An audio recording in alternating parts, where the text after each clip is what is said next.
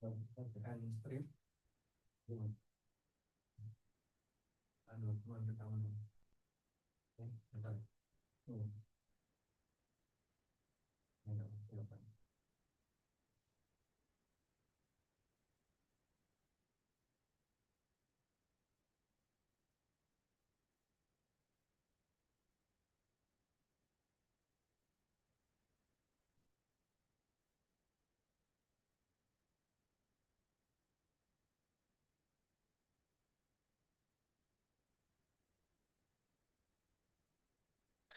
Bismillah, cek, cek. Yes.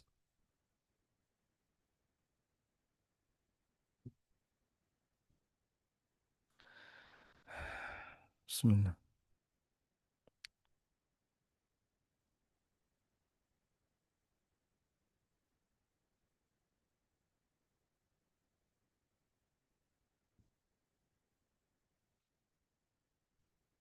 Baik.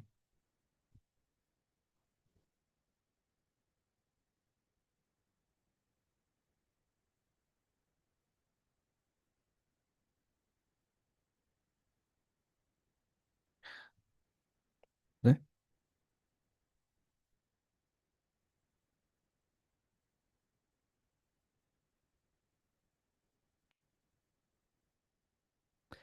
Assalamualaikum warahmatullahi wabarakatuh.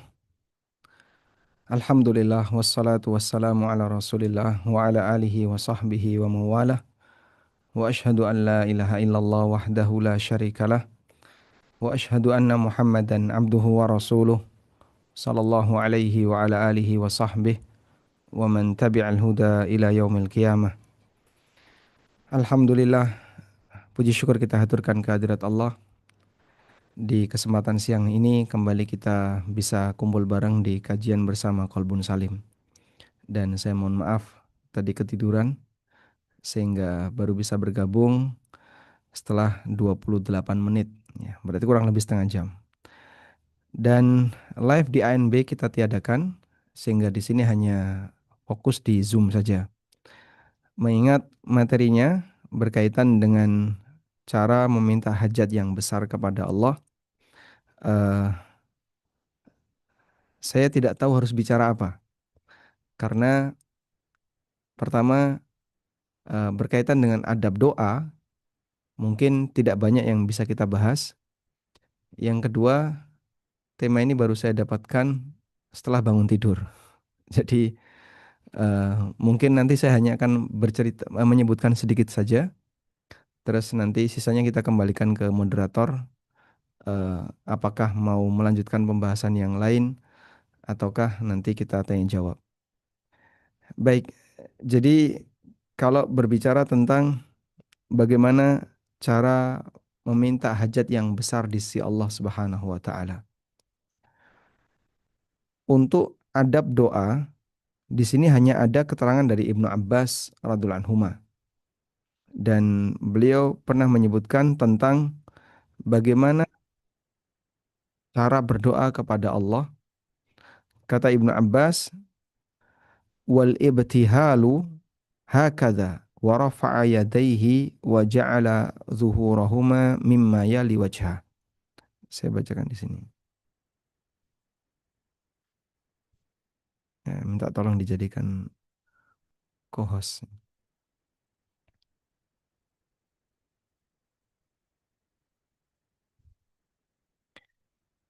Jadi Ibnu Abbas pernah menjelaskan tentang bagaimana posisi tangan pada saat seseorang itu berdoa kepada Allah Subhanahu wa taala. Kata Ibnu Abbas, wal ibtihalu hakadha. Dan al ibtihal itu seperti ini.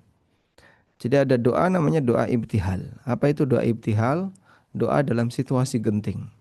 Ketika orang butuh kepada Allah sesuatu yang besar dan pertolongan yang sifatnya seketika atau sifatnya mendesak. Maka dicontohkan oleh Ibnu Abbas, wal ibtihalu hakadha. Doa ibtihal adalah seperti ini. Wa rafa'a yadayhi wa ja'ala dhuhurahuma mimma yali wajha. Ibnu Abbas mengangkat kedua tangannya tinggi-tinggi, wa ja'ala dhuhurahuma mimma yali wajha. Dan bagian punggung telapak tangan dijadikan oleh Ibnu Abbas berhadapan dengan wajah. Jadi seperti inilah praktek doa ibtihal. Kedua telapak tangan diangkat, punggung telapak tangan menghadap ke arah wajah, sedangkan posisi telapak tangan menghadap ke arah jamaah. Jadi diangkat tinggi-tinggi. Baik. Demikian keterangan dari Ibnu Abbas berkaitan dengan doa. Jadi doa itu ada tiga cara mengangkat tangan. Yang pertama adalah doa biasa, mengangkat tangannya, kedua telapak tangan, kedua telapak tangan dihadapkan ke arah wajah seperti ini. Dalam situasi yang lebih penting, maka angkat tangannya ditinggikan. Nah, ketika ibtihal dibalik. Nah, demikianlah tata cara ketika seseorang meminta kepada Allah Subhanahu wa taala hajat yang serius, hajat yang besar. Nah, selanjutnya berkaitan dengan apakah ada sholat hajat dalam syariat ini. Sholat hajat dalam syariat ini, dalam arti secara khusus dengan tata cara tertentu, tidak ada yang kami ketahui. Adanya adalah bahwa setiap orang bisa meminta kepada Allah Subhanahu wa taala seusai dia melaksanakan sholat 2 rakaat dengan eh, berwudu dengan sempurna terlebih dahulu, kemudian dia mohon kepada Allah Subhanahu wa taala. Jadi ceritanya ada seorang sahabat yang datang kepada Nabi Shallallahu alaihi wasallam agar dia disembuhkan penyakit matanya. Kemudian Rasulullah SAW memberikan pilihan kepada sahabat ini. Kalau kau bersabar, aku bisa doakan kau masuk surga. Tapi matamu tetap sakit. Dan kalau kau mau, kau bisa sembuh. Lalu kemudian dia milih yang kedua. Akhirnya dia diperintahkan untuk melaksanakan sholat 2 rakaat dan berdoa kepada Allah Subhanahu wa taala. Artinya untuk masalah bagaimana tata cara sholatnya sama sebagaimana tata cara sholat pada umumnya. Dimulai dari takbiratul ihram, 2 rakaat pada umumnya tidak ada bacaan khusus dan tidak ada doa-doa khusus. Demikianlah berkaitan dengan masalah cara sholat hajat. Dan ini bukan ibadah yang sifatnya rutin, tapi sesuai dengan kebutuhan, mengingat adanya hal penting yang ingin diminta oleh seseorang kepada Allah Subhanahu wa taala. Prinsipnya adalah dia berusaha mendekat kepada Allah Subhanahu wa taala dengan melaksanakan sholat 2 rakaat. Kemudian berdasarkan hal ini, maka sebenarnya sholat hajat itu tawassul untuk berdoa. Tawassul untuk berdoa bentuknya adalah dimulai dari pengantar minta kepada Allah Subhanahu wa taala dengan pengantar amal soleh. Dan pengantar amal soleh bisa bentuknya sholat, bisa bentuknya zikir, bisa bentuknya puasa, dan yang lainnya. Intinya tawassul dalam berdoa adalah dia beramal soleh dalam rangka untuk mendekat kepada Allah. Dan Allah perintahkan kaum mukminin untuk melakukan itu. Ya ayyuhalladzina amanu taqullaha wabtaghu ilaihil wasilah. Wahai orang yang beriman, bertakwalah kepada Allah dan carilah wasilah kepadanya. Sehingga mencari tawassul bisa bentuknya dengan menggunakan asmaul husna, bisa bentuknya dengan doa dari orang soleh, bisa bentuknya dengan amal soleh. Dan sholat hajat itu yang ketiga. Kita meminta kepada Allah Subhanahu wa taala dan tawasulnya adalah melalui amal soleh. Wallahu alam, mungkin itu sebagai pengantar. Saya sudah eh, tidak punya materi yang lain berkaitan dengan memohon kepada Allah Subhanahu wa taala hajat yang besar. Dan selanjutnya kami kembalikan ke moderator. Barangkali ada yang ingin dilebarkan ke materi yang lain, kami persilahkan. Atau mungkin untuk tanya jawab. Nah, tafadhol. Alhamdulillahirrabbilalamin. Terima kasih Ustadz untuk pengantarnya. Jadi ketika misalnya ini ada di chat Zoom, ketika berdoa tangannya menghadap keluar kayak nempel di dinding Ka'bah ya biasanya. Itu berarti hajat yang sangat besar ya Ustadz ya. Jadi yang dilakukan dengan nempel di dinding Ka'bah ini adalah sunnah doa khusus untuk dinding Ka'bah. bukan berbisik kepada Allah. Karena kita bisa mengucapkan apapun dimanapun dan Allah mendengarnya.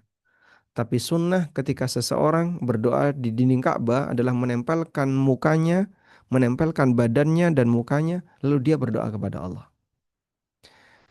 Walaupun kita tidak berkeyakinan Allah di dalam Ka'bah. Tentu saja tidak demikian. Tapi itu kan Baitullah. Istilah Baitullah bukan berarti bahwasanya Allah Subhanahu wa taala ada di situ. Namun maksudnya adalah bahwasanya praktek seperti ini yang disunnahkan khusus untuk dinding Ka'bah. Apakah berlaku untuk dinding masjid, Pak? Ya tidak berlaku. Sehingga kalau kita di dinding masjid, kita berdoa dengan cara sebagaimana kita berdoa pada saat sholat atau ketika adzan dan iqamah, mengangkat kedua tangan setinggi muka, kemudian telapak tangan berhadapan dengan wajah. Wallahu alam. Terkadang Ustadz, ini langsung tanya jawab saja kayaknya lebih seru ya Ustadz ya. Jadi Silakan. itu kadang-kadang ketika kita ada hajat, terus Alhamdulillah tiba-tiba dikabulkan sama Allah. Mohon maaf, kadang kalimat yang sering lewat adalah, ya tergantung hokinya, rezeki anak solih gitu-gitu. Apakah itu merusak akidah? Kan Allah maha memberi, iya. Tapi kadang-kadang muncul rezeki anak solihah, rezeki ibu solihah, itu bagaimana ya Ustadz ya? Pertama berkaitan dengan kalimat tergantung hokinya, tergantung keberuntungannya. Jika yang dimaksud tergantung keberuntungan adalah tergantung Allah yang menakdirkan. Kalimat ini mungkin tidak salah ya. Karena hoki dalam arti ini adalah takdir Allah, keberuntungan dari Allah, kita bisa menerimanya.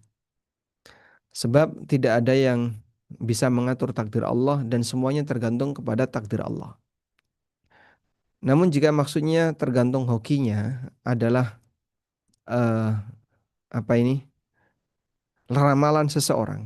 Si fulan ini orangnya hoki, si A ini orangnya suka untung dan seterusnya. Yang seperti ini jelas tidak benar. Karena tidak ada manusia yang melekat pada dirinya jaminan keberuntungan. Tidak ada manusia yang melekat pada dirinya jaminan keberuntungan. Jangankan orang soleh, bahkan Nabi SAW ketika di dunia tidak mendapatkan jaminan keselamatan berupa terhindar dari mara bahaya ketika di dunia. Maka Nabi Muhammad SAW terkena senjata. Nabi Muhammad SAW pernah jatuh dari kendaraan. Nabi Muhammad SAW mengalami sakit, bahkan beliau mengalami kematian. Karena itulah Allah tegaskan dalam Al-Quran agar sang Nabi SAW memberitahu kepada umat manusia kalau beliau adalah manusia biasa yang mungkin saja untuk mengalami kecelakaan. Wa ma massani. Di surat Al-A'raf ayat 188. Allah Subhanahu wa taala berfirman, "Qul la amliku," katakanlah ya Muhammad, "la amliku li nafsi naf'an wala dharra." Aku tidak punya kuasa untuk mengendalikan manfaat dan madarat bagi diriku. Nabi SAW tidak punya kuasa untuk mengendalikan sakit dan sehat. Illa masya Allah, kecuali apa yang Allah kehendaki. Walau kuntu a'lamul ghaiba, dan andaikan aku mengetahui hal yang gaib, lastakthartu minal khair, aku akan memperbanyak beramal baik, aku akan memperbanyak kebaikan. Wa ma massaniyassu, dan aku tidak akan tertimpa keburukan. Tapi kenyataannya Nabi SAW mengalami musibah dengan aneka musibah yang tadi kita sebutkan, dan itu membuktikan bahwa beliau tidak tahu hal yang gaib. Andai kan beliau tahu hal yang gaib, beliau akan tahu di sini nanti akan ada senjata yang nyasar, sehingga jangan di situ, nanti bisa mengenai uh, wajah Rasulullah SAW. Tapi beliau ada di situ dan terkena tombak yang nyasar sampai mengenai helmnya Rasulullah SAW. Kemudian helm itu pecah, lalu serpihan besinya nancap di rahang Rasulullah SAW yang mulia. Disinilah menunjukkan bahwasanya para nabi itu tidak mendapatkan jaminan berupa keselamatan materi ketika di dunia. Mereka dapat jaminan keselamatan akidah, keselamatan hidayah. Sampai mati, semua para nabi mati dalam keadaan sebagai orang soleh. Tidak ada nabi yang su'ul khotimah, itu tidak ada. Baik, jadi kalau dilihat dari masalah keberuntungan masing-masing orang, tidak ada yang mendapatkan jaminan di sisi Allah berkaitan dengan keberuntungan duniawi. Kalau keberuntungan akhirat, para nabi maksum, dijaga oleh Allah. Sehingga tidak mungkin ada nabi kok murtad, itu tidak mungkin. Ada nabi yang su'ul khatimah, itu tidak mungkin. Makanya mereka mungkin melakukan kesalahan, tapi ujung hidupnya kembali jadi baik. Nabi Adam alaihissalam melakukan kesalahan, diusir oleh Allah dari surga. Wa asa Adamu rabbahu faghwa. Nabi Adam durhaka kepada Rabbnya dan dia bertindak melampaui batas. Nah, setelah Adam diusir oleh Allah, Adam diberi oleh Allah cara untuk bertobat. Fatalaqqa Adamu min rabbih kalimatin fataba alaih. Adam mendapatkan kalimat dari Rabbnya, fataba alaih, lalu dia bertobat.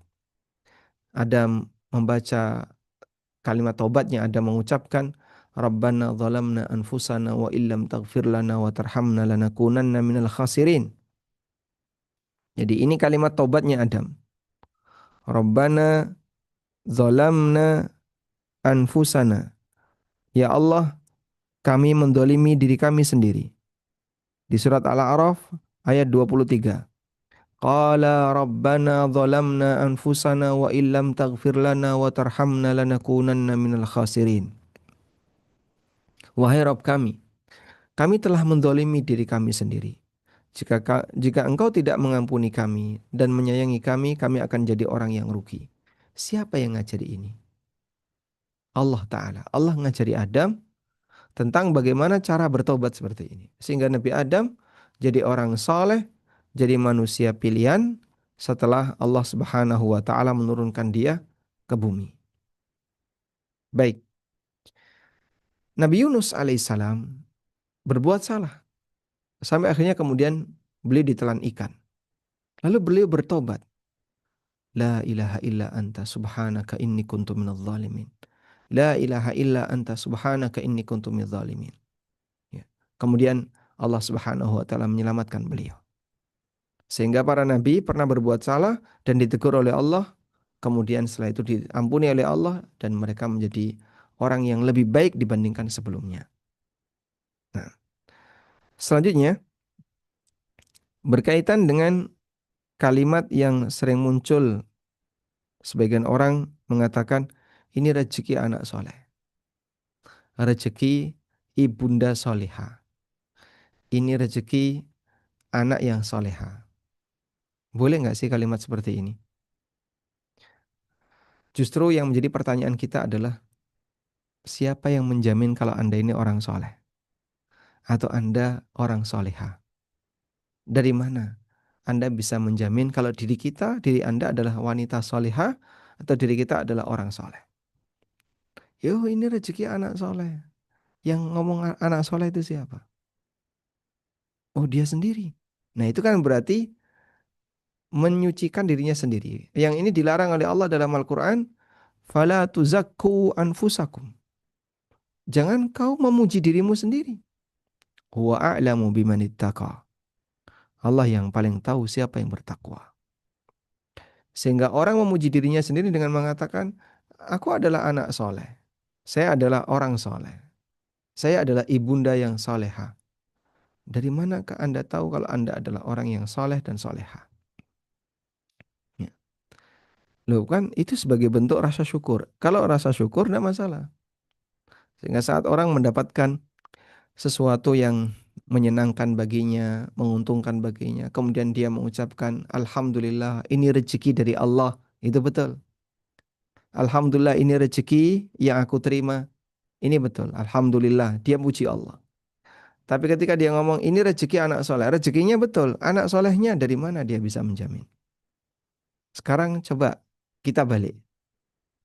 Saat seseorang mendapatkan musibah, entah barangnya yang hilang, kendaraannya yang rusak, atau musibah apapun yang dialami yang membuat dia sakit hati.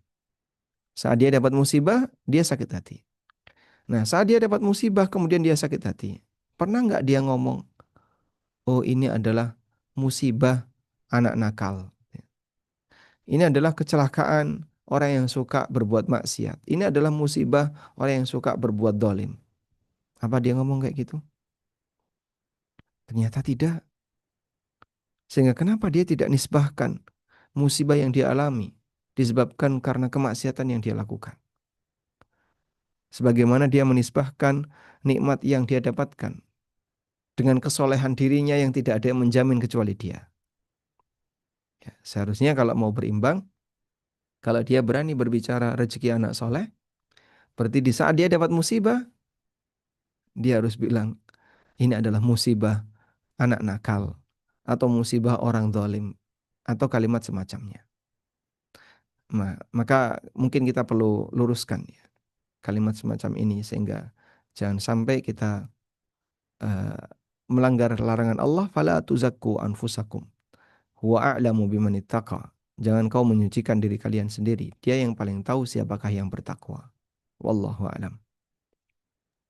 Jazakallah khairan Ustadz. Kepada Ibu Putri, kami persilahkan untuk bertanya secara langsung, mohon sesuai tema. Ibu Putri, kami persilahkan. Jazakillah khairan Bu Anis. Assalamualaikum warahmatullahi wabarakatuh.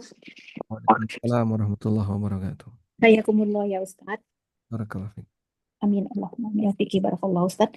Ustadz, Ana bertanya terkait doa kita ketika sujud Ustadz. Di dalam tafsir sholat, Ustadz mengutip dari perkataan Asy-Syaukani rahimahullah. Hikmah penyebutan nama Allah Al-A'la hanya dilakukan ketika sujud. Karena dalam kegiatan ini adalah puncak tawadu. Ketika itu hamba meletakkan dahi yang merupakan anggota badan yang paling mulia sejajar dengan kaki. Gitu Ustadz. Dan ini makna Allah Maha Tinggi itu pun Ustadz menuliskan ada 3 makna Ustadz. Ana sebenarnya sudah membaca tapi Ana ingin dimurojaah Ustadz. Karena ada Ustadz menuliskan Al-Ali, Al-Ala, dan Al-Muta'al gitu Ustadz. Mohon penjelasannya Ustadz. Jazakallahu khairan wa barakallahu fiik Ustadz. Assalamualaikum warahmatullahi wabarakatuh. Waalaikumsalam warahmatullahi wabarakatuh. Baik. Kita menyebut nama Allah Al-A'la. Dan itu kita baca ketika sujud. Subhana rabbiyal a'la. Maha suci Rabbku Al-A'la yang maha tinggi. Dan ini sejalan dengan perintah Allah Subhanahu wa taala, sabbihisma rabbikal a'la. Sabbihisma rabbikal a'la. Sabbih, sucikanlah isma rabbika, nama Rabbmu al-a'la yang maha tinggi. Dan di ayat yang lain Allah mengatakan sabbihisma rabb fasabbih bismi rabbikal azim. Fasabbih bismi rabbikal azim. Fasabbih, sucikanlah bismi rabbikal azim, dengan menyebut nama Rabbmu al-azim yang maha agung. Saat turut ayat ini, fasabbih bismi rabbikal azim, Nabi Muhammad SAW mengatakan, ija'aluha fi ruku'ikum. Jadikanlah dalam rukuk kalian. Maka ketika rukuk kita membaca subhana rabbiyal azim. Sebagai respon untuk perintah Allah, fasabbih bismi rabbikal azim. Sucikanlah nama Rabbmu yang maha agung. Maka kita respon dengan mengucapkan subhana rabbiyal azim. Sabbihisma rabbikal a'la. Sucikanlah nama Rabbmu yang maha tinggi. Nabi SAW mengatakan, ija'aluha fi sujudikum. Jadikan dalam sujud kalian. Lalu kita respon dengan mengucapkan subhana rabbiyal a'la. Nah, Asy-Syaukani menjelaskan hikmahnya. Kenapa? Ini dibaca ketika sujud. Karena pada saat sujud, ini adalah bentuk merendahkan diri kepada Allah dalam posisi puncak. Posisi badan merendahkan diri kepada Allah, puncaknya adalah sujud. Karena kita meletakkan dahi dan wajah yang merupakan anggota badan paling mulia sejajar dengan kaki. Karena itulah dalam syariat Nabi Muhammad SAW, gerakan ini tidak boleh untuk selain Allah. Kalau dulu boleh sujud kepada selain Allah, tapi bentuknya sujud litakrim, sujud dalam rangka memuliakan, menghormati. Seperti sujudnya saudara Yusuf kepada Yusuf, sujudnya para malaikat kepada Adam alaihissalam. Tapi sujudnya litakrim, sujud dalam rangka penghormatan, bukan sujud ibadah. Sedangkan dalam syariat Nabi Muhammad SAW, sujud kepada selain Allah hukumnya haram. Maka kalau ada orang yang sujud di depan tokoh agamanya, di depan siapa lagi misalnya, tokoh siapapun, dia melakukan pelanggaran. Dan ini bukan pelanggaran yang biasa, ini pelanggaran yang serius. Baik. Selanjutnya, kenapa kita membaca Subhana Rabbiyal A'la dalam posisi sujud? Di saat kita berada di posisi yang paling rendah, di titik yang paling bawah, maka kita memuji Allah dengan ketinggiannya yang paling tinggi. Subhana Rabbiyal A'la. Maha suci zat yang maha tinggi. Aku merendah di hadapanmu dengan posisi yang paling hina di hadapanmu. Dan sesungguhnya engkau adalah zat yang maha tinggi. Jadi kita memuji Allah, meninggikan Allah dengan ketinggian puncak, al-a'la. Baik. Selanjutnya apa makna al-a'la? Allah dalam Al-Quran menyebutkan nama maha tinggi dengan 3 redaksi. Al-a'la, al-ali, dan al-muta'al. Semuanya ada dalam Al-Quran. Al-ali, al-muta'al. Udah? Yang semuanya artinya adalah zat yang maha tinggi. Baik. Dan nama ini tidak boleh dimiliki kecuali oleh Allah. Al-muta'al, al-a'la, ini hanya nama yang boleh dimiliki oleh Allah. Maka orang tidak boleh bernama al-a'la, tidak boleh. Karena dia zat yang paling tinggi. Selanjutnya, kalau Ali boleh untuk makhluk ya. Kita tahu Ali bin Abi Thalib. Tapi tidak diberi al-Ali, tidak pakai alif lam. Selanjutnya, apa makna ketinggian Allah? Para ulama membahas tentang uluwullah. Ulu itu artinya ketinggian. Uluwullah berarti ketinggian Allah. Nah, tentang makna ketinggian Allah, uluwullah, ada 3 makna yang dijelaskan oleh para ulama. Nah, al-ulu artinya sifat tinggi, ketinggian. Allah memiliki sifat, Allah itu tinggi. Uluwullah, ketinggian Allah. Dalam hal apa saja ketinggian Allah? Uluwullah itu ada 3. Yang pertama adalah uluwul dzat. Uluwu az-zat. Uluwul dzat artinya zatnya ada di atas. Allah itu ada di atas.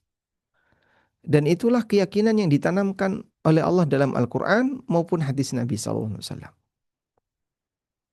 Allah berada di atas. Logikanya gimana sih Pak? Kenapa pakai logika? Kalau teksnya seperti itu kan sudah sangat jelas. Loh, kalau di atas kan berarti Allah punya arah. Kan kita tidak bicara arah.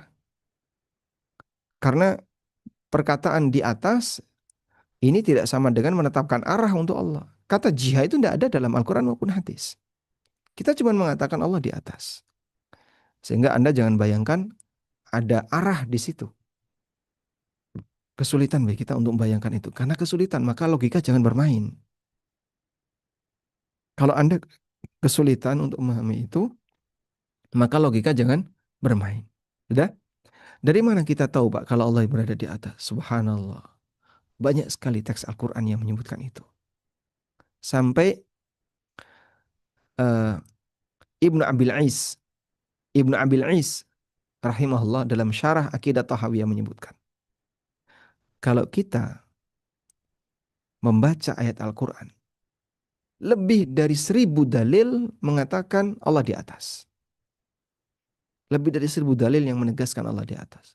Contohnya Pak, saya kok masih bingung. Masih bingung. Semua kata naik, kata turun itu menunjukkan Allah di atas. Allah menurunkan kitab. Allah menurunkan hujan. Allah menurunkan para malaikat. Para malaikat turun. Nazala bihir ruhul amin.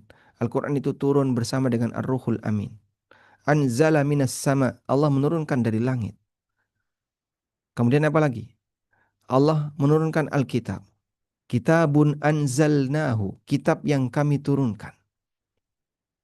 Semua kata turun, berapa kata turun yang bisa kita jumpai dalam Quran? Banyak sekali, Pak. Baik, semua kata menurunkan, ada turun, ada menurunkan, itu beda ya. Semua kata menurunkan, ada berapa dalam Al-Quran? Banyak sekali, Pak. Coba kalau saya pakai aplikasi ini ya. Menurunkan itu anzala. Ini pakai anzalna.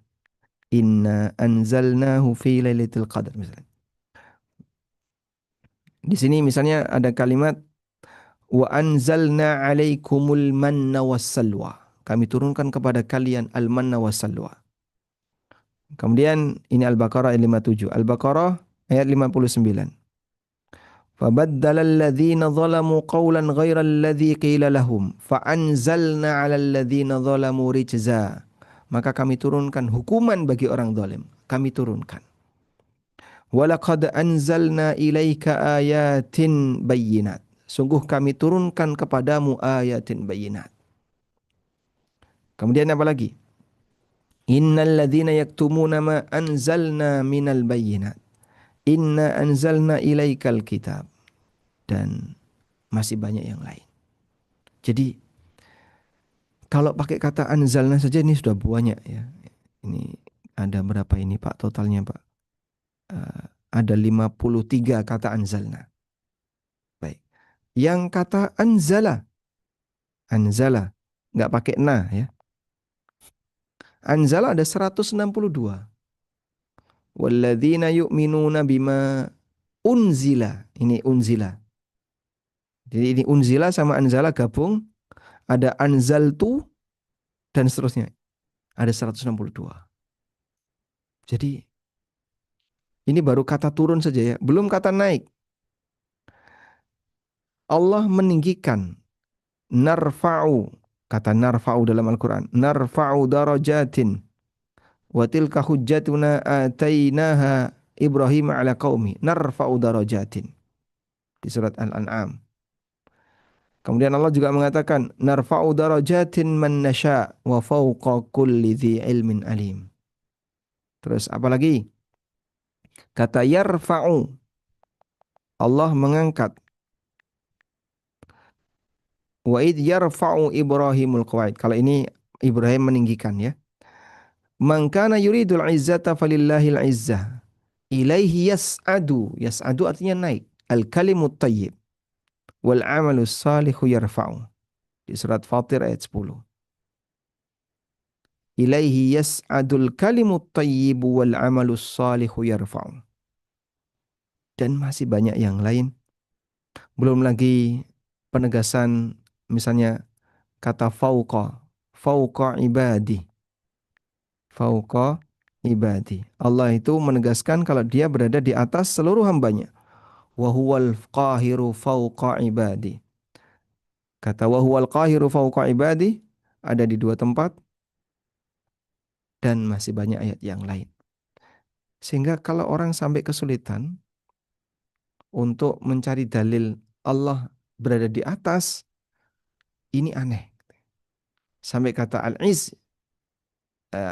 Ibnu Abil Iz, rahimahullah, dalam syarah Tahawiyah, beliau mengatakan, jika orang menelusuri dalil-dalil dalam Al-Quran tentang Allah berada di atas, zat Allah di atas, dia akan bisa jumpai lebih dari 1000 dalil. Baik. Lalu uluwud dzat inilah yang memang sering jadi sengketa antara ahlu sunnah dengan selain ahlu sunnah. Karena ahlu sunnah itu masalahnya pakai akal untuk berpikir makna tinggi itu apa. Gitu. Nah ahlu sunnah tidak seperti itu. Ya sudah tetapkan saja Allah berada di atas, terpisah dari makhluk. Terus makna atas itu gimana Pak? Kan ini bumi ini bulat ya. Bumi itu bulat. Nah, dan ini yang sering mereka bahas. Bumi kan bulat. Anggaplah bentuknya oval kayak gini kan. Kemudian di sini ada uh, apa? Ada kutub bumi. Nah, langit. Nah, atas itu yang mana? Bahkan sampai ceramah bahasa Arab yang anti Allah di atas saja mereka juga pakai alasan ini. Kalau atasnya ini ke sana, berarti ini gimana Pak? Saling berlawanan. Baik, ini adalah ruangan kami yang ada di studio. Ya?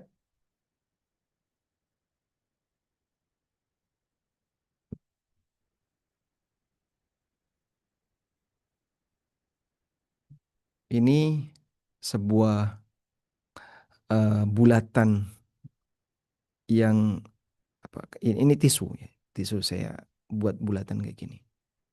Kira-kira menurut kita ya, eh, apakah tisu ini penyebutannya ini di dalam ruangan?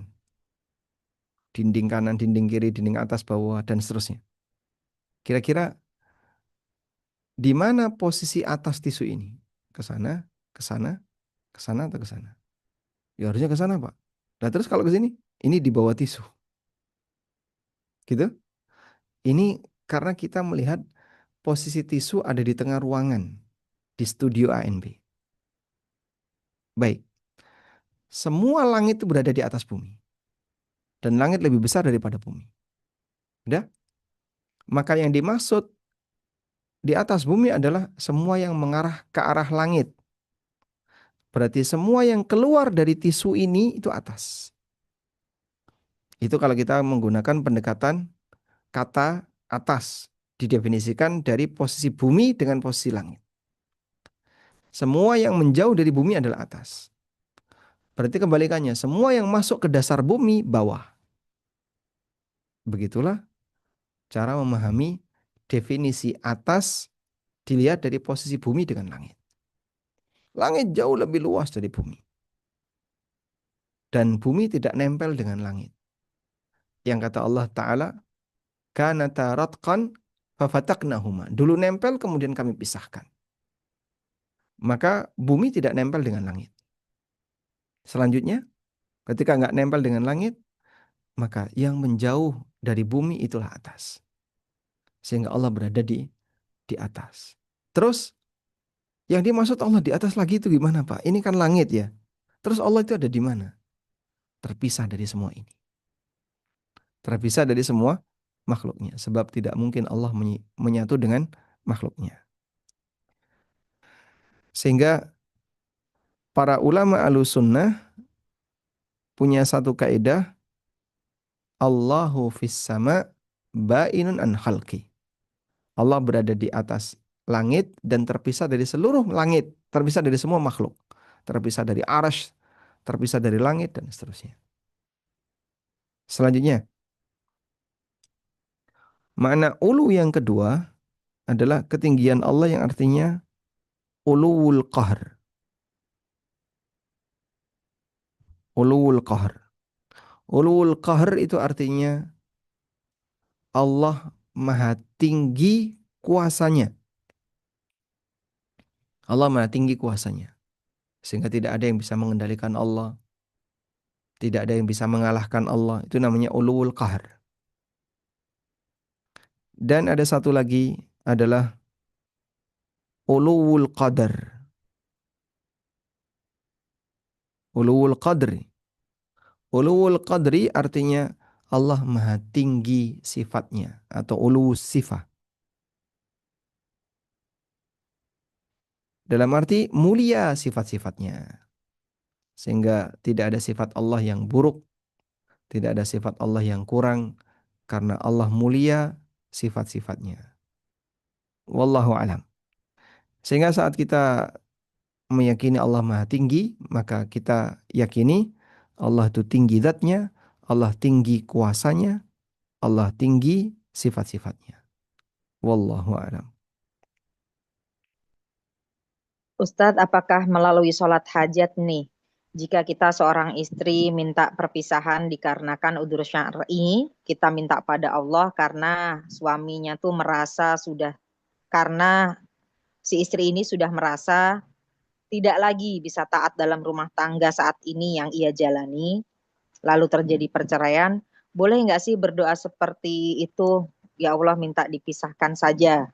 Apakah itu adalah hal yang boleh, Ustaz? Baik, bolehkah kita minta kepada Allah Subhanahu wa taala agar mendapatkan kondisi tertentu? Jawabannya boleh saja. Namun kalau misalnya dia gantungkan dengan ilmu Allah, itu lebih baik. Dalam arti begini, dulu waktu Anda nikah, Anda sholat istikharah. Berarti sekarang ketika mau pisah, bisakah istikharah? Nah, berarti gimana Pak? Nah, di situ hajatnya disampaikan dalam doa istikharah. Mudah-mudahan Bapak Ibu semuanya sudah paham tentang cara sholat istikharah ya. Sehingga Anda lakukan sholat sunnah, karena sholat istikharah itu boleh dengan sholat sunnah apapun. Bahkan boleh dengan sholat sunnah qobliyah, sholat sunnah ba'diyah, dengan sholat sunnah rawatib. Jadi saat sholat sunnah rawatib, kita istikharah. Lalu kita gantungkan kepada ilmu Allah. Allahumma inni astakhiruka bi'ilmik, wa astaqdiruka biqudratik, wa as'aluka min fadlikal azim, fa innaka taqdiru wa la aqdir, wa ta'lamu wa la a'lam, wa anta 'allamul ghuyub. Allahumma in kunta ta'lamu anna hadzal amra. Ya Allah, jika menurutmu, jika engkau mengetahui bahwa urusan ini, yaitu perpisahanku, itu lebih baik bagiku. Khairan li fi dini wa ma'ashi wa akibati amri.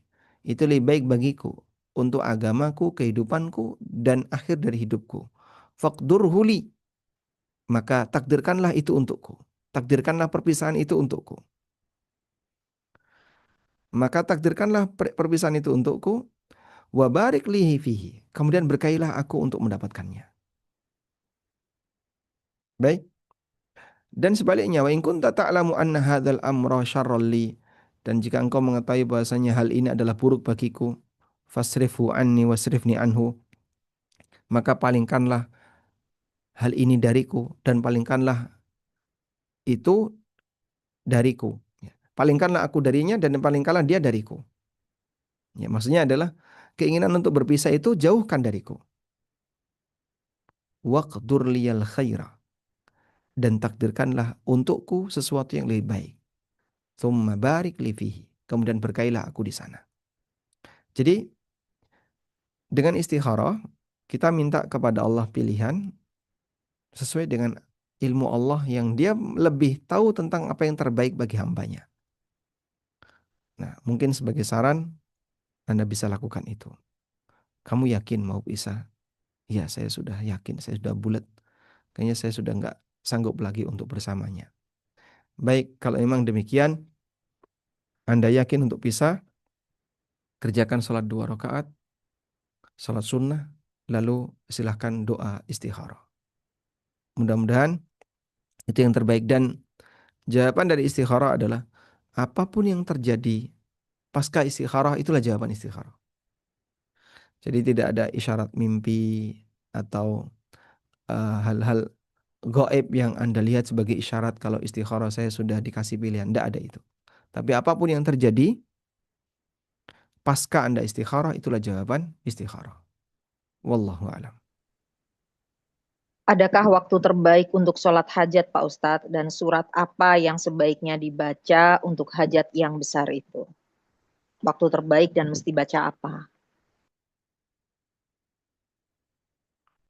Coba kita baca hadisnya ini.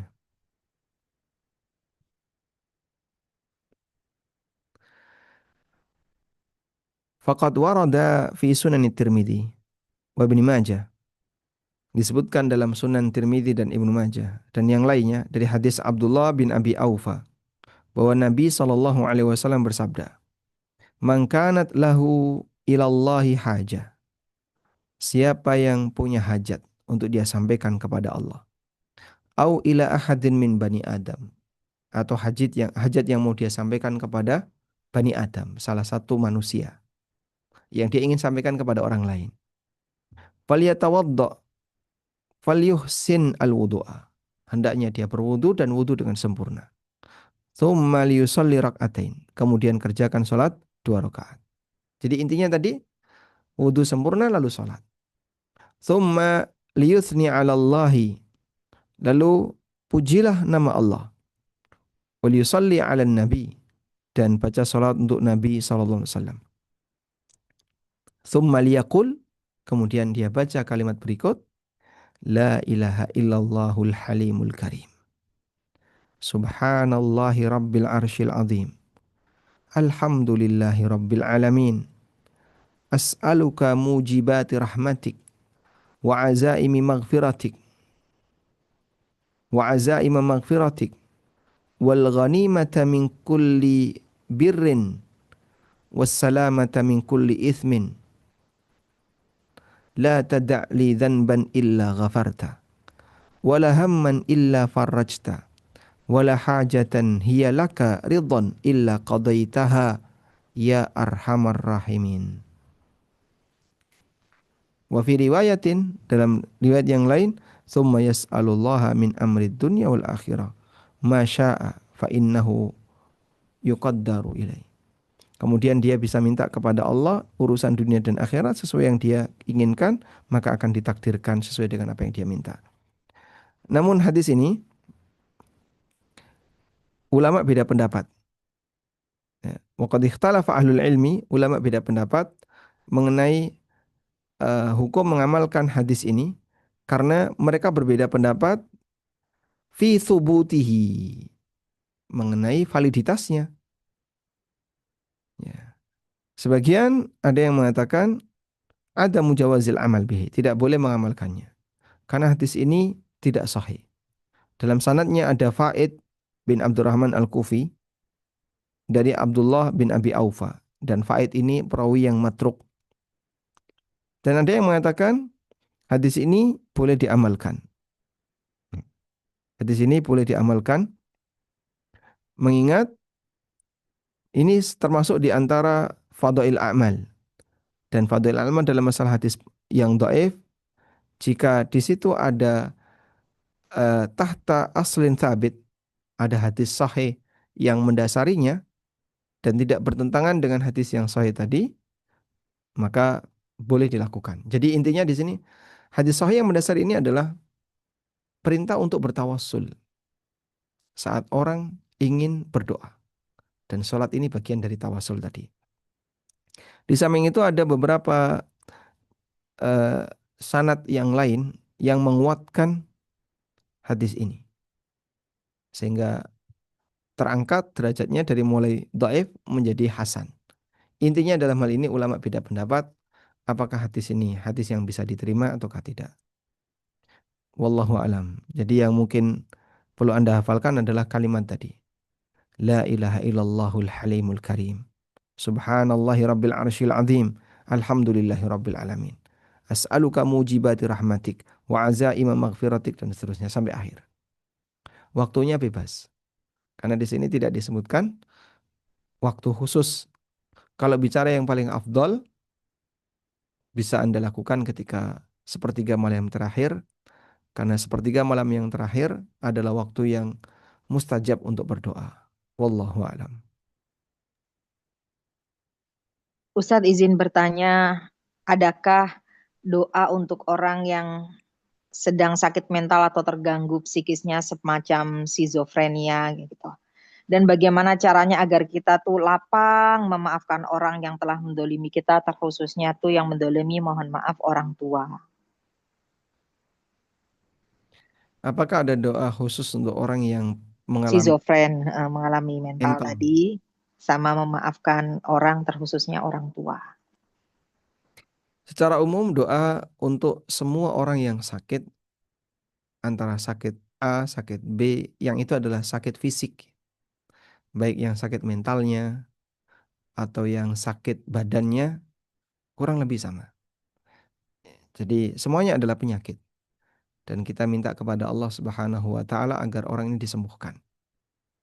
Misalnya dengan mengucapkan kalimat Allahumma shfi anta syafi la shifaa illa shifa'uk shifaan la yughadiru saqama, atau kita mohon kepada Allah Allahumma shfi, Allahumma shfi, ya Allah sembuhkanlah dia, sembuhkanlah dia. Dan kekuatan doa itu bergantung dari kondisi mental seseorang. Kalau dorongan mentalnya kuat, insya Allah doanya akan lebih lebih kuat pengaruhnya. Makanya tidak harus pakai redaksi khusus, tapi lebih kepada bagaimana semangat batin yang terbangun ketika orang itu berdoa. Baik, oleh karena itulah dalam hal ini, jika Anda berdoa kepada Allah Subhanahu wa Ta'ala, memohon kesembuhan untuk orang yang sakit dengan redaksi-redaksi umum, diperbolehkan. Kemudian, yang kedua, bagaimana kita bisa memaafkan kesalahan orang. Terlebih itu adalah orang tua kita. Kamu ingat jasa besar mereka. Sehingga apakah layak seorang anak itu balas dendam kepada orang tuanya? Ya, sangat tidak layak. Ini orang tua yang merawat kamu ketika bayi. Bahkan kalau itu ibu adalah kau pernah gandol di perutnya. Kemudian perhatikan bagaimana ibu ini kesulitan ketika beliau hamil kamu. Yang dikatakan oleh Allah Subhanahu wa Ta'ala, hamalat wahnan wa wadu'at wahnan. Seorang ibu itu ketika hamil dalam kondisi wahnan, lemah. Wa wadu'at wahnan, dan ketika melahirkan juga lemah. Sehingga dia berjuang untuk merawat kamu agar tetap hidup dalam keadaan mereka tersiksa. Sakit ketika melahirkan. Kemudian merawat kita ketika kita bayi. Kita nangis, mereka terbangun ketika malam hari, dan kita tidak dibiarkan nangis. Mereka menenangkan kita. Sehingga kita tidur dalam pangkuan mereka, dan mereka tidak tidur. Maka kita yang membangunkan mereka, dan kita tidur dalam pangkuan mereka, dalam gendongan mereka, dan mereka tidak tidur. Seperti itulah perjuangan orang tua. Nah, kira-kira kondisinya seperti ini, layakkah seorang anak dia eh, balas dendam kepada orang tuanya? Tentu jawabannya sangat tidak layak. Dan memang cara demikian yang diajarkan oleh Allah. Sampai pun kalau suami istri itu lagi berantem, Allah Subhanahu wa Ta'ala mengajarkan, kalaupun sampai terjadi perceraian, Allah mengatakan, wala tansawul fadla bainakum. Wala tansawul fadla bainakum. Jangan sampai kalian saling melupakan jasa di antara kalian. Di surat Al-Baqarah ayat 237. Wala tansawul fadla bainakum. Jangan sampai kalian melupakan jasa di antara sama kalian. Jadi walaupun ini mantan istrimu atau ini mantan suamimu, sampai kalian berpisah, lihat di bagian akhir dari ayat yang kami buka. Wala tansawul fadla bainakum. Janganlah kalian saling melupakan jasa baik kalian. Itu dulu adalah suamimu yang pernah ngasih nafkah ke kamu. Itu dulu adalah istrimu yang pernah melayani kamu. Jadi sampai pun ketika sudah berpisah itu, Allah ajarkan jangan melupakan jasa baik orang lain. Ini suami istri yang mungkin ada mantan suami, mantan istri. Orang tua nggak ada istilah mantan orang tua, sebagaimana tidak ada istilah mantan anak. Wallahu a'lam. Ustadz, terkadang di dalam hajat yang belum tercapai atau sesuatu yang hampir terjadi, namun qadarullah belum dikabulkan. Kemudian kita berpikir penyebabnya akibat dosa dan kita selalu muhasabah. Pertanyaannya, apakah setiap hajat yang belum dijawab akibat dosa, jadi apakah hajat yang belum dijawab itu apakah sebab dosa? Sikap seperti apa ya Ustadz ya? Dengan cara apa gitu sebaiknya hati ini tuh bisa menerima untuk hajat yang belum dikabulkan? Nah, ada sebuah perkataan yang pernah disampaikan oleh Umar Ibn Khattab radhiyallahu anhu. Beliau pernah mengatakan, Innila ahmilu hammal ijabah wa innama ahmilu hammad du'a. Fa idza ulhimatid du'a fa innal ijabata ma'ahu. Ya, saya bacakan di sini.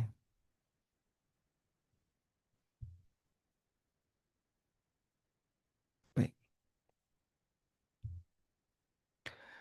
Teks selengkapnya, keterangan yang disebutkan dalam kitab Iqtida' Siratil Mustaqim fi mukhalafati ashabil jahim. Syekhul Islam menyebutkan di situ, idza aradallahu bi'abdin khaira. Apabila Allah menghendaki kebaikan bagi hambanya, alhamahu du'aahu wal isti'anata bihi. Maka Allah akan ilhamkan kepadanya untuk rajin berdoa dan minta tolong kepadanya. Jadi pengantar hamba ini akan diberi kebaikan, Allah berikan dia semangat doa dan minta pertolongan kepadanya. Wa ja'ala isti'anatahu wa du'aahu sababan lil khair. Maka Allah jadikan doa dan upaya dia minta tolong kepada Allah sebagai sebab untuk mendapatkan kebaikan. Alladzi qadahu lahu, yang Allah putuskan untuknya. Sudah?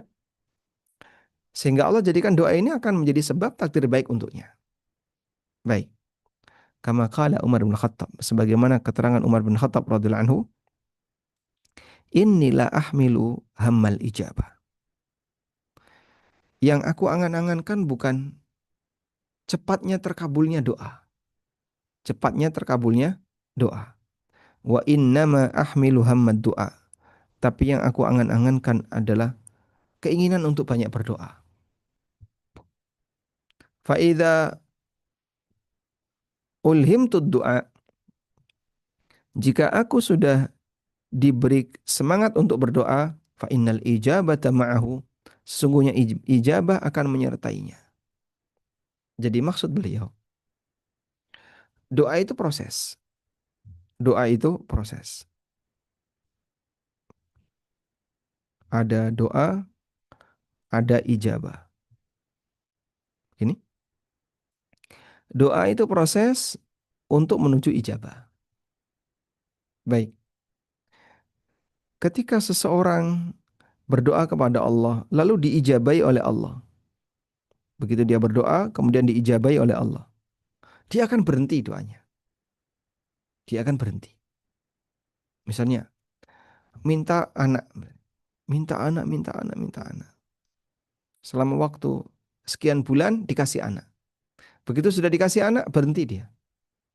Maka dia berhenti berdoa ketika Allah kasih harapan dia. Sudah? Sehingga ketika sudah berhenti berdoa, proses itu berhenti. Dia tidak mendapatkan kebaikan-kebaikan yang tersimpan dalam doanya. Karena dalam doa itu, di situ jika tidak dikabulkan segera akan disimpan oleh Allah di akhirat. Atau dia dipalingkan dari mara bahaya yang setingkat dengan apa yang dia minta. Proses ini akan terhenti saat ijabah itu terjadi. Tapi kalau doanya belum diijabai, proses itu akan berlanjut terus. Maka Umar lebih berpikir, bagaimana saya diberi anugerah oleh Allah untuk banyak berdoa. Bukan yang penting dapat ijabah. Karena kalau aku bisa dapat banyak berdoa, kalau aku semangat untuk terus berdoa, maka ijabah akan menyertainya.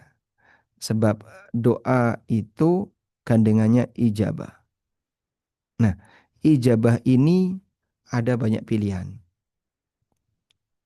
Ijabah doa itu ada banyak pilihan. Apa saja, Pak?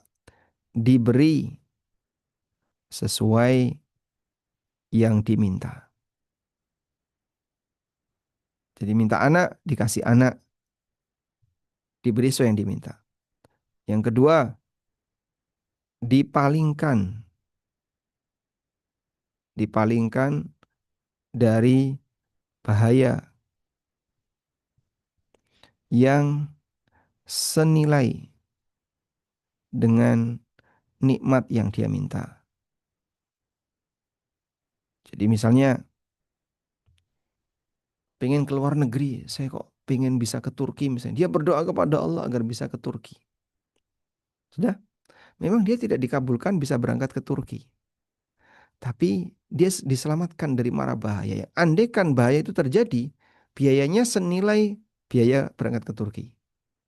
Nah, kemudian yang ketiga disimpan di akhirat. Nah, tiga ini disebutkan oleh Nabi SAW dalam hadis beliau. Ya. Nabi SAW menyebutkan apabila ada seorang hamba berdoa, laisa fi ithmin wala qati'atu rahimin. Nah, berikut doanya. Hadis diriwayatkan oleh Al-Bukhari dalam Adabul Mufrad dan juga diriwayatkan oleh Imam Ahmad. Ma min muslimin yad'u. Tidaklah seorang muslim itu berdoa. Laisa bithmin wala biqati'ati rahimin. Yang tidak mengandung dosa atau memutus silaturahmi. Illa a'tahu ihda thalathin. Kecuali Allah akan berikan kepadanya salah satu dari tiga. Allah akan berikan kepadanya salah satu dari tiga pilihan. Imma ayu ajjilalahu da'watahu. Allah segerakan doanya. Allah segerakan doanya. Sehingga dia minta apa dikasih itu. Wa imma ayyaddakhiraha lahu fil akhirah. Atau Allah simpan doa itu di akhirat. Wa imma ayyadfa'a anhu minas su'i mithlaha. Atau Allah palingkan darinya. Allah palingkan dia dari as-su', dari hal buruk, mithlaha yang semisal dengan doa yang dia minta. Qala, lalu sahabat Abu Sa'id Al-Khudri mengatakan, idzan nukthir, kalau begitu kita perbanyak doa ya Rasulullah. Qala, jawab Nabi SAW, Allahu akthar, Allah lebih banyak dalam mengabulkan doa hamba. Jadi kira-kira tiga pilihan ini ada nggak yang rugi? Nggak ada yang rugi.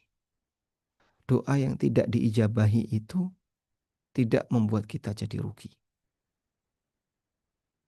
Makanya Nabi Zakaria alaihissalatu wassalam, saat beliau sudah tua, minta kepada Allah sebuah permintaan yang peluangnya kecil sekali bisa terijabahi. Minta apa? Minta anak. Tapi beliau tetap terus semangat untuk berdoa. Dan beliau mengatakan kalimat ini. Walam akun bidu'aika rabbi syaqiyya. Qala rabbi inni wahanal azmu minni. Nabi Zakaria mengatakan, Ya Rabb, sesungguhnya tulang-tulangku telah lemah. Washta'ala ra'su syaiba. Dan rambutku telah menyala dengan uban. Walam akum bidu'aika rabbi syaqiyya. Tapi aku tidak pernah merasa celaka dengan berdoa kepadamu. Artinya, beliau merasa yakin. Nggak ada istilah PHP, diberi harapan palsu, dikecewakan dengan doa, nggak ada. Aku tidak pernah merasa kecewa ketika berdoa kepadamu. Sehingga dari sinilah betapa Nabi Zakaria alaihissalam adalah orang yang tidak pernah merasa rugi ketika berdoa, walaupun peluang dikabulkannya kecil. Beliau berdoa selama, nggak tahu kita berapa lama beliau berdoa, nggak dikabul-kabulkan oleh Allah. Tapi beliau tidak pernah merasa kecewa. Mungkin beda dengan kita. Ngapain udah berdoa? Saya udah berdoa berkali-kali, bertahun-tahun, nggak pernah dikasih. Kecewa dia. Ini cuman PHP, ngasih harapan palsu. Sudah, begitu dia sudah ngomong kayak gitu, bisa jadi sudah putus kesempatan dia untuk mustajab. Nabi Zakaria sampai di usia tua dan beliau punya anak. Padahal istrinya itu Akim. Istrinya itu mandul. Di sini ya. Istrinya itu Akir, dalam ayat yang lain Akim. Qala rabbi anna yakunu li ghulamu wa kanat imraati akira. Wahai Rabbku, bagaimana aku bisa memiliki anak? Sementara istriku adalah akiran, orang yang akir, orang yang mandul. Wa qad balagtu minal kibari itiya, dan aku sudah tua. Akiran wa mur'ati akir. Istriku adalah istri yang sudah mandul. Akir bermakna akim. Di tafsir Ibnu Katsir di sini disebutkan hadza ta'ajjubun min Zakaria. Zakaria merasa terhina merasa terheran ketika dikabulkan oleh Allah. Bagaimana beliau bisa punya anak padahal istrinya itu mandul, lam talid min awwali umriha ma akibarnya. Dulu waktu masih muda, waktu masih produktif istrinya nggak hamil. Ini kok sudah tua. Waktu masih produktif dia mandul, sekarang sudah tua. Kira-kira gimana? Ya, lebih mandul lagi. Tapi nggak pernah berhenti beliau berdoa kepada Allah. Kemudian dikabulkan oleh Allah. Jadi nggak ada ruginya saat kita berdoa kepada Allah, walaupun doa itu tidak dikabulkan oleh Allah. Ada 3 pilihan tadi ya, yang itu semuanya adalah keberuntungan bagi hamba. Wallahu a'lam. Ustadz, ketika kita ada hajat menginginkan sesuatu, seringnya yang terdengar di masyarakat adalah kalimat, disolawatin aja dulu. Itu bagaimana ya Ustadz maksudnya ya? Apakah ini termasuk sunnah ucapan seperti ini atau bagaimana?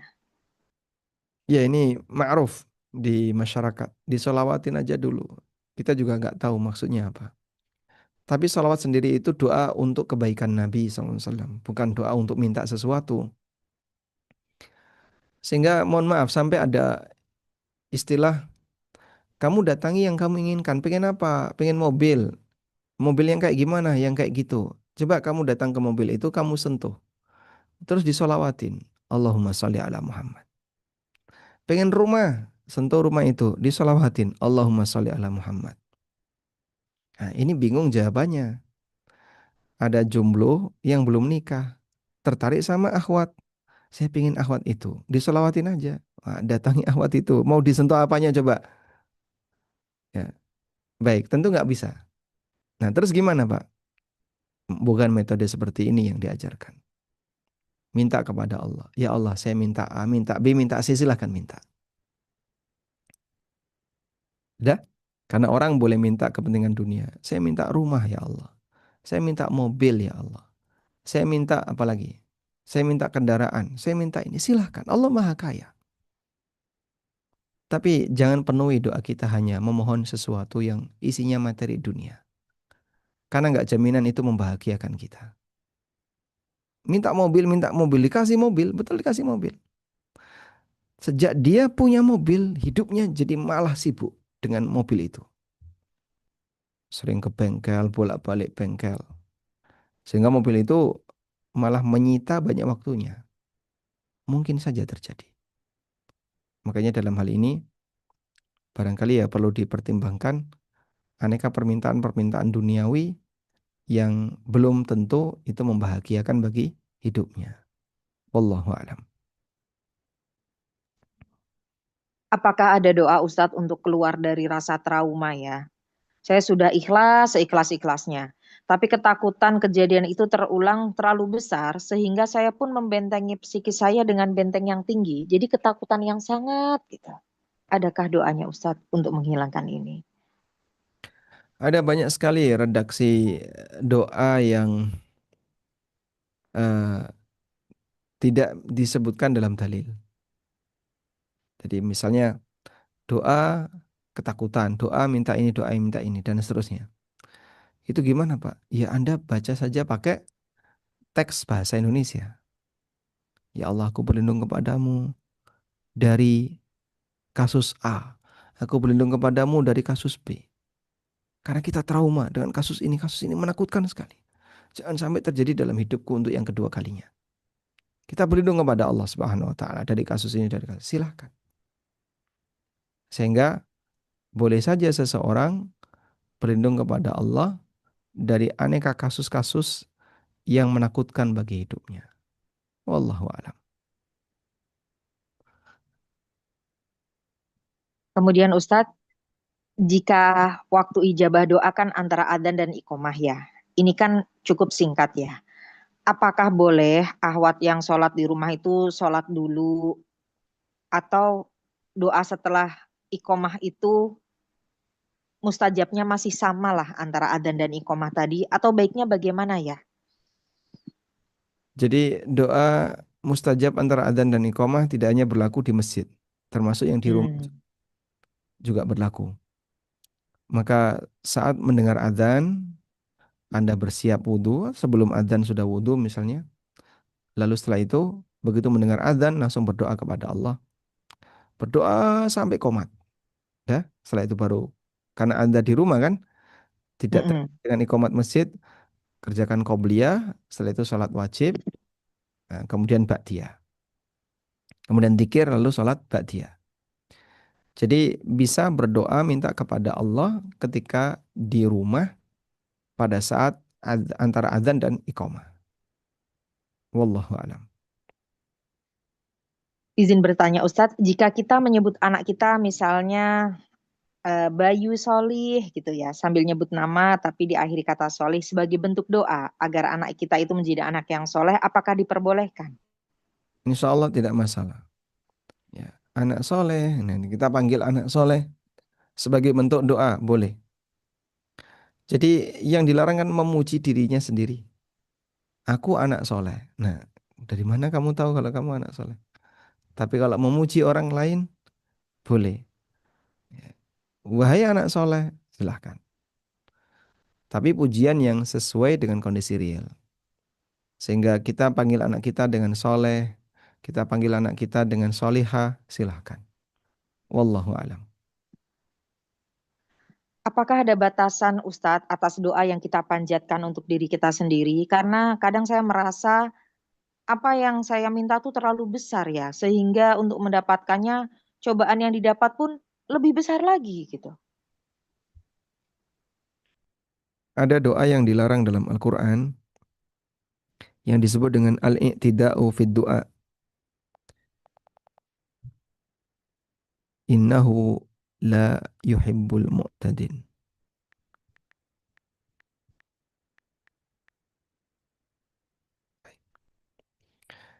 Di surat Al-A'raf ayat 55. Udu'u rabbakum tadarru'an wa khufyah.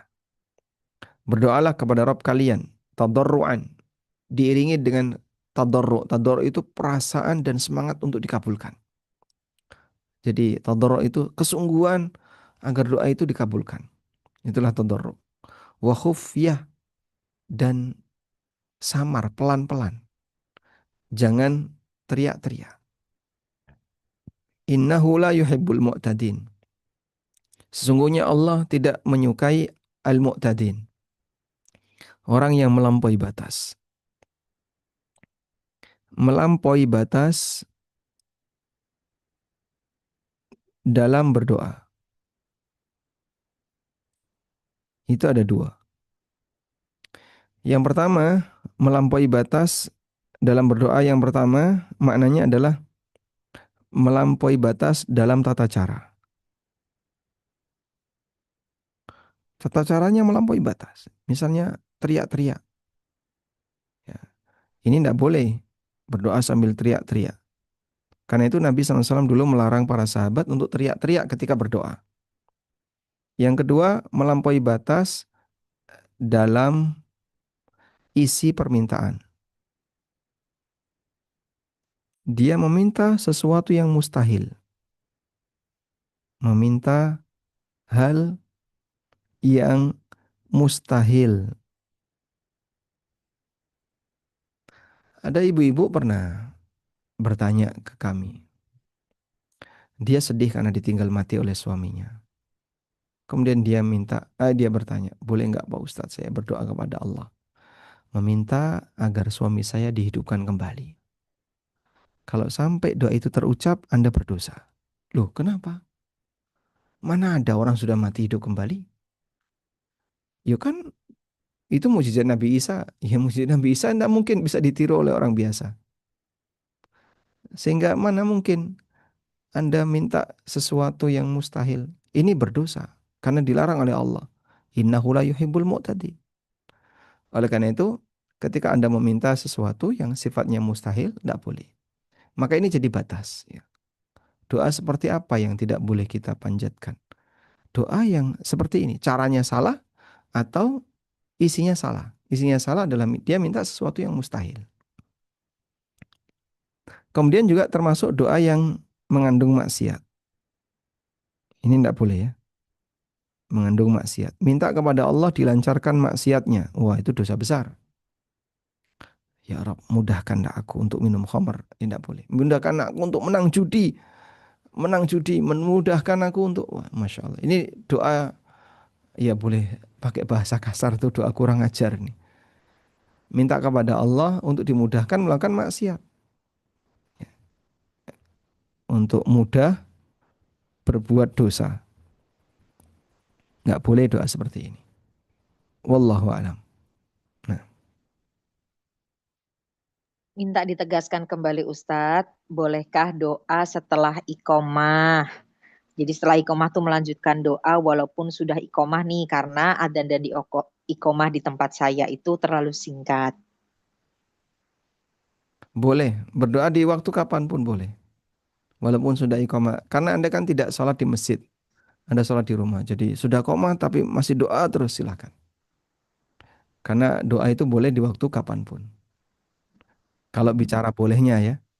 Tapi kalau waktu mustajabnya ya sudah selesai tadi. Antara adzan dan iqamah. Nanti Anda bisa tambahkan dengan ketika sujud. Ketika duduk tasyahud akhir menjelang salam. Itu juga termasuk waktu yang mustajab ketika berdoa. Fi duburi kulli salawat. Di dubur setiap sholat. Sehingga di penghujung sholat sebelum salam kita berdoa. Wallahu alam. Izin bertanya Ustadz, ibu berusia 76, sudah mulai sakit dan sudah demensia ya. Kemudian bapak umur 86. Karena ibu kurang terawat, akhirnya ibu saya bawa dengan keadaan beda pulau dengan bapak. Tapi ibu sendiri merasa khawatir, takut dosa, tidak bakti pada suami. Tapi ketika bersama dengan bapak, ibu kurang terawat. Dan bapak Ana itu sulit diajak ibadah dan bukan bapak yang peduli. Mohon maaf, egois lah. Nah, jadi sikap saya sebaiknya bagaimana ya Ustadz? Apakah tetap membawa ibu, tapi ibu sendiri takut merasa tidak bakti sama suami, atau bagaimana Ustadz baiknya? Baik. Itulah siklus manusia ya. Jadi kita itu grafiknya naiknya cuma sekali. Begini. Ini waktu anak-anak, ini kondisi kita dewasa, dan ini kondisi kita waktu tua. Sudah? Saat kita jadi anak-anak, ketergantungan kita kepada orang tua.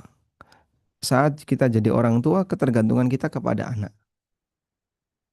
Nah, maka dalam posisi ini Allah Subhanahu wa taala mengajarkan kepada anak, jika orang tuamu berada di dekatmu di waktu tua.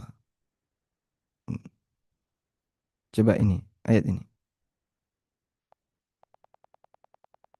Fala taqul lahuma uffin.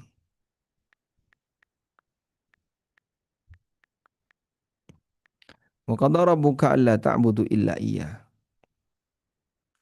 Wa bil walidaini ihsana. Imma yablughanna indaka al-kibara. Bisa jadi yablughanna indakal kibara. Orang tuamu telah mencapai usia kibar. Kibar itu usia tua. Indaka di sisimu, di dekatmu. Ahaduhuma, salah satu di antara mereka, au kilahuma, atau keduanya.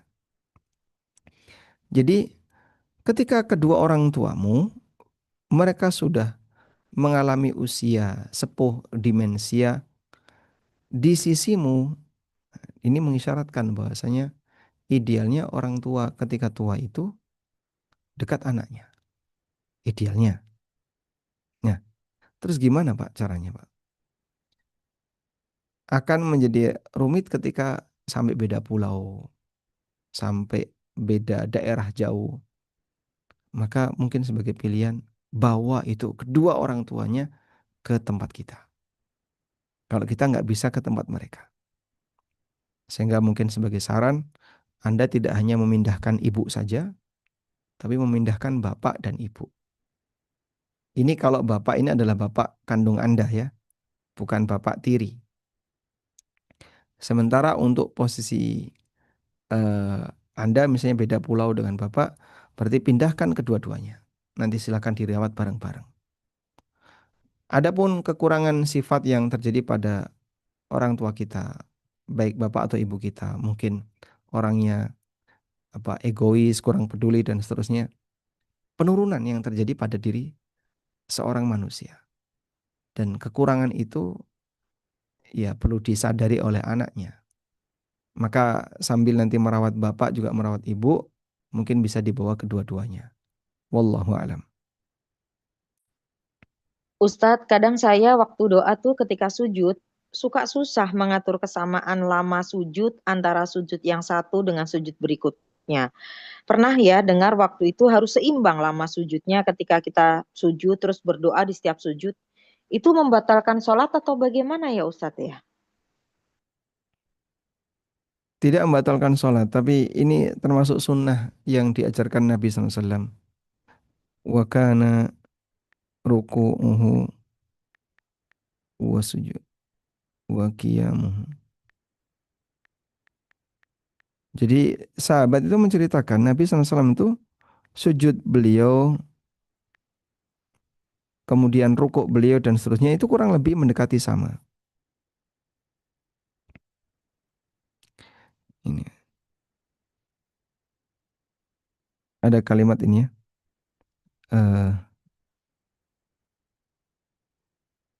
Mana tadi? Oh, Masya Allah.